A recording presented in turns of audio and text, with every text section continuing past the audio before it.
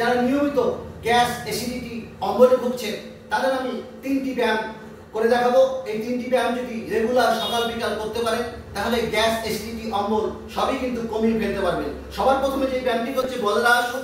এই আসনটি এইভাবে আপনি ভরা পেটে খাওয়া দাওয়ার পর 10 থেকে 15 মিনিট ধরে বসে এই আসনটি করতে হবে।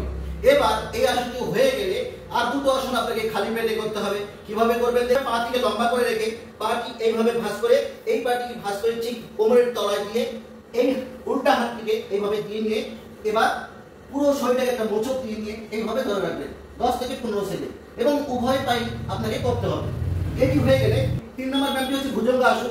এভাবে উপর হয়ে শুয়ে নিয়ে বুক বরাবর হাতটিকে রেখে আস্তে আস্তে উপর দিকে উঠে যাবেন। এভাবে 10 থেকে 15 সেকেন্ড ধরে রাখবেন। দিনে 2 বেলা করবেন। রেগুলার যদি আপনি এই 3টি আসন অভ্যাস করতে পারেন তাহলে আপনাদের গ্যাস, অ্যাসিডিটি, অম্বল সবই কমিয়ে নিয়ে আসতে পারবেন।